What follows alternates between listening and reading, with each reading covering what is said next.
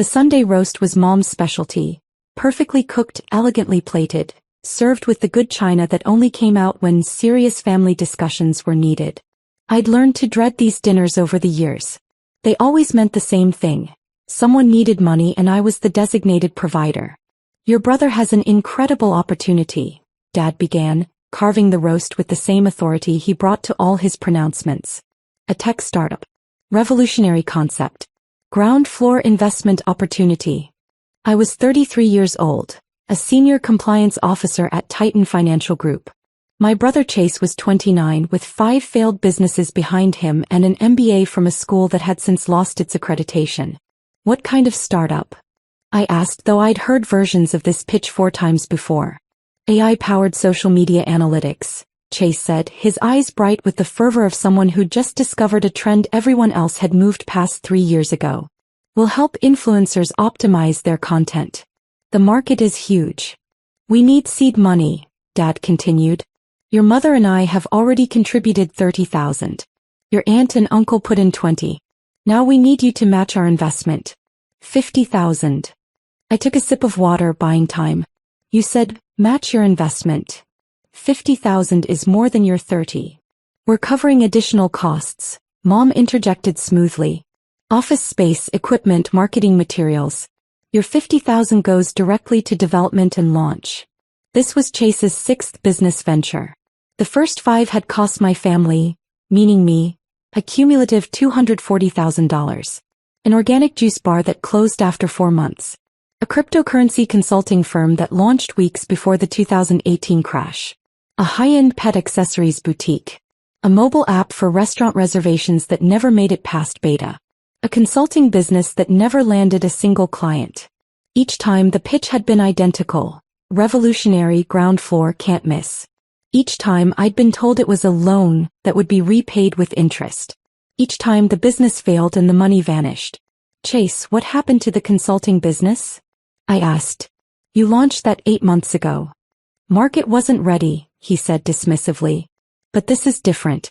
I've learned from my mistakes. This one is solid. They're all solid until they're not, I said quietly. Dad's fork clattered against his plate. That's a terrible attitude. Your brother is an entrepreneur. Not every venture succeeds, but the ones that do make fortunes. We need to support him.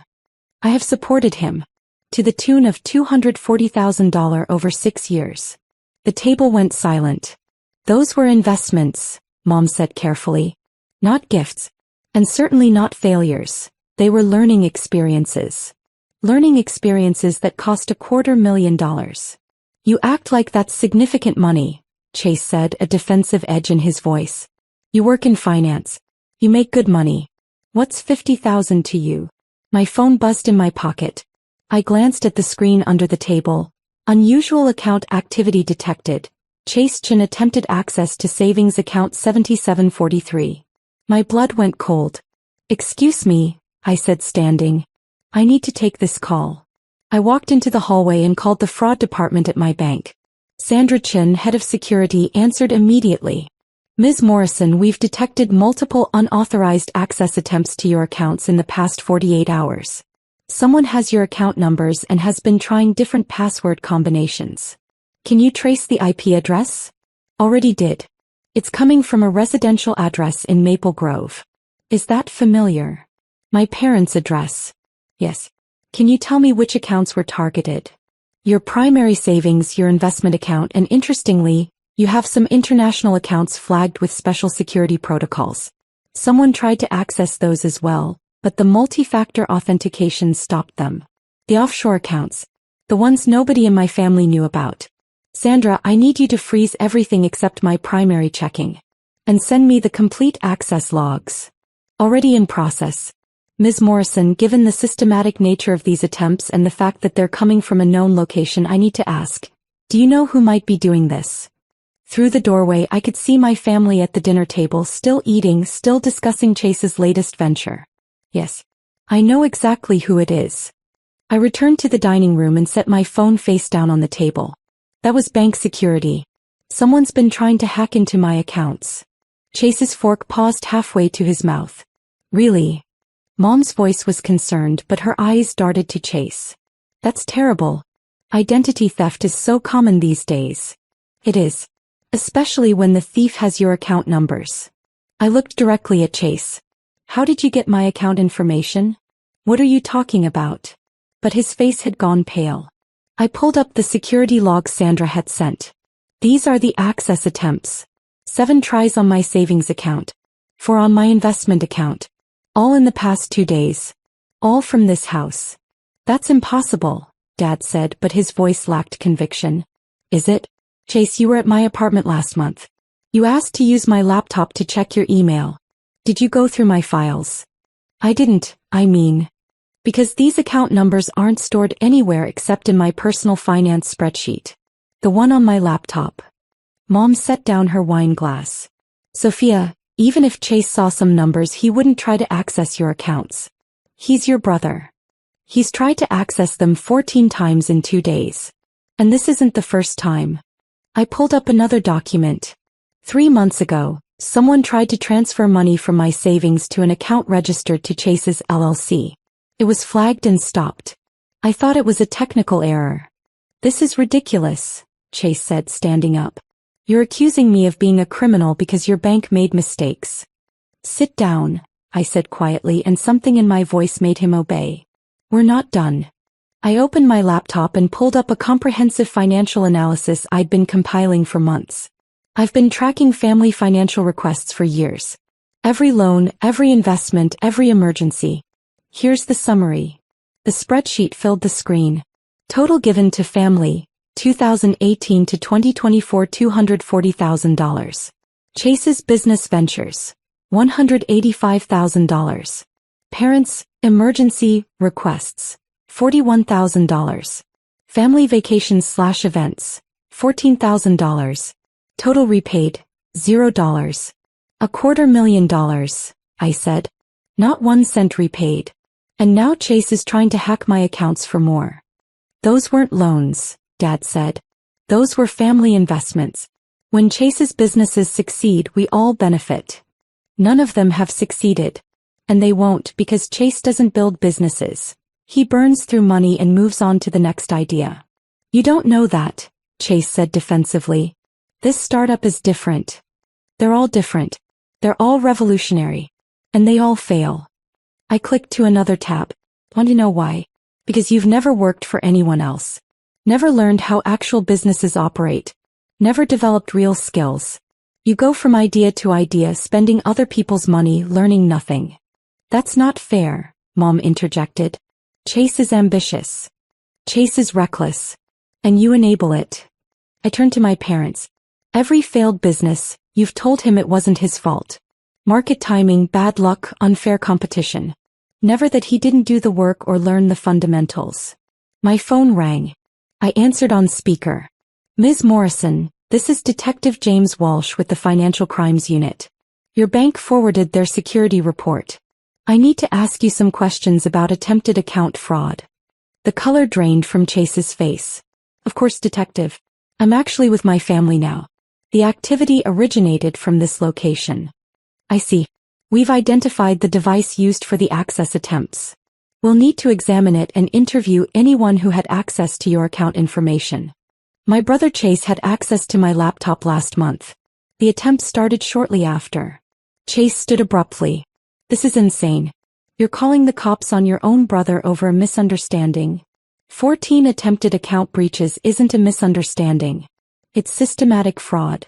Detective, Dad said, his voice authoritative in the way it always was when he felt control slipping. This is a family matter. There's no need for police involvement. Sir, attempted unauthorized access to financial accounts is a crime. The bank is required to report it. Whether Ms. Morrison presses charges is her choice. Everyone looked at me. I want a full investigation, I said clearly. Sophia. Mom's voice cracked. He's your brother. And he tried to steal from me. After I've given him nearly $200,000. Chase sat back down heavily. I wasn't stealing. I needed to see how much you had. So I could make a proper business proposal. You tried to access accounts I never told you about. International accounts with their own security protocols. How did you even know they existed?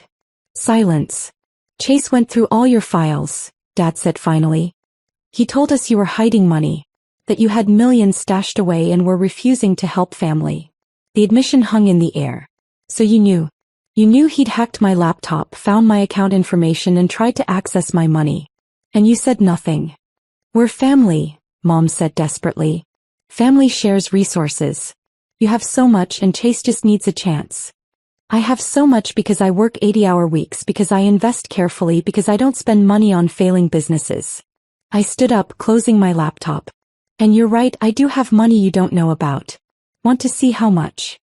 I pulled up a different document. My complete financial portfolio. Domestic accounts, $890,000. International investment accounts, $2,400,000.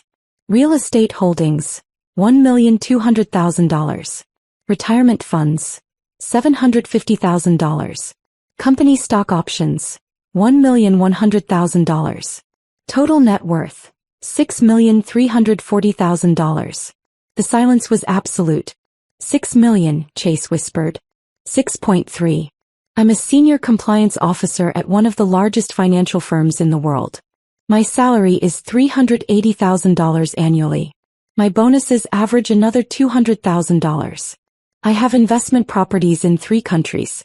The international accounts Chase tried to access? Those are managed by Swiss and Singapore wealth management firms. Why didn't you tell us? Mom asked. Why would I? Every time I've mentioned any success, it's immediately followed by a request for money. When I got promoted to senior officer, Dad asked me to fund Chase's juice bar. When I bought my first rental property, you said I should sell it and invest in Chase's crypto business. Because we're family, Dad said. That's what family does. No. That's what ATMs do. Family supports each other. They don't systematically exploit each other. Detective Walsh's voice came through the phone. Ms. Morrison, I'll need you to come to the station tomorrow to give a formal statement. We'll also need to examine the device used for the access attempts. That's my laptop, Chase said quietly. I'll bring it in. After I hung up, the dessert Mom had prepared sat untouched on the counter. The perfect family dinner had disintegrated into accusations and silence. Here's what happens now, I said. The investigation proceeds. Chase will likely face charges for attempted computer fraud and identity theft.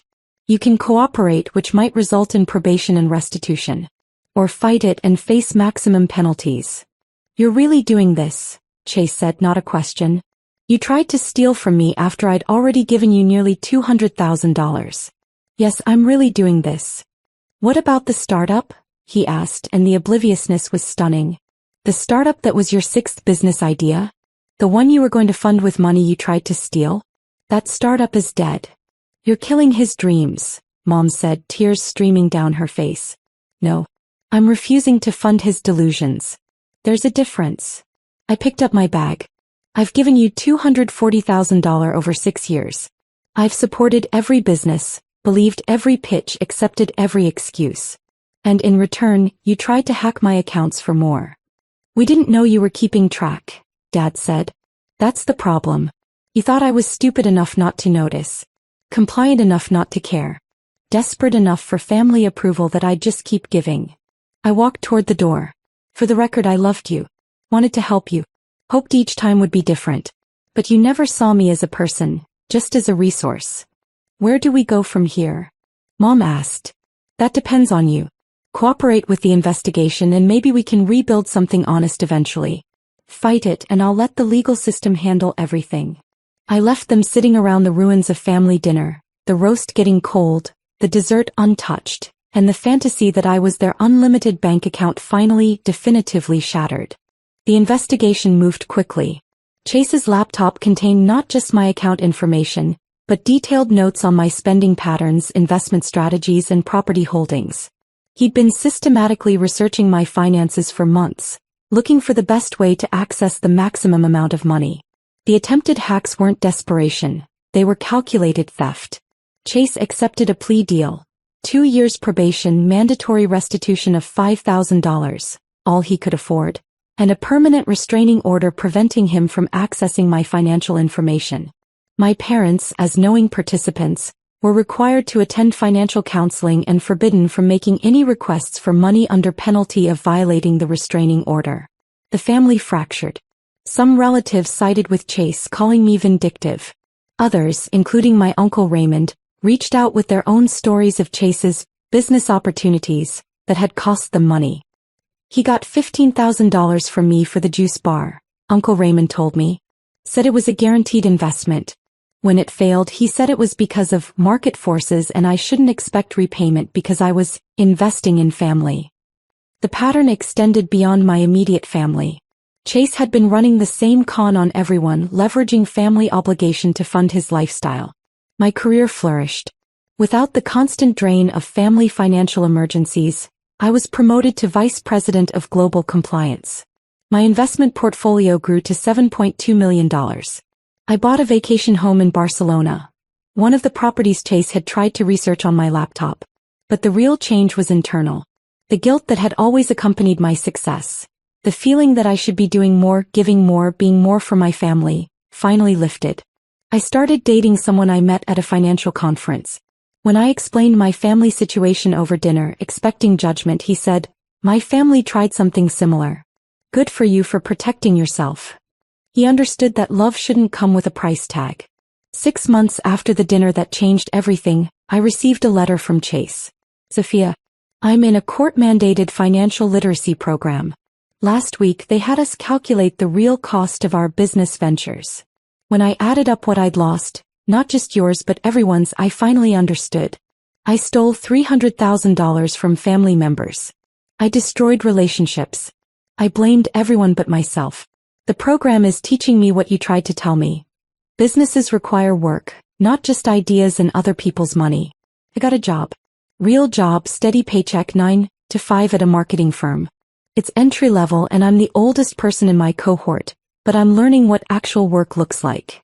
This isn't an apology. I don't deserve forgiveness yet. This is just letting you know I'm trying to become the person who might someday deserve a sister like you. Chase." I read the letter 3 times looking for manipulation for the angle. But all I found was accountability, something my family had never offered before. I didn't respond. Maybe someday I would. Maybe this was the beginning of something honest. Or maybe it was closure, the acknowledgement I needed to fully move forward. Either way, I was free. The Sunday dinners with their demands and guilt had ended. The family investments had stopped. The exploitation had been exposed and legally prevented. I now had dinners with friends who celebrated my success without calculating what they could extract from it. I had a partner who respected my boundaries. I had a life that was genuinely mine. Mom's perfectly cooked roast had been the last meal where I pretended everything was normal. Where I swallowed my boundaries along with the food. Where I funded Chase's dreams while suppressing my own needs. The fraud department had called during dessert. By the time coffee would have been served, everything had changed. And I'd never been more certain I'd made the right choice. Family isn't supposed to be a business transaction.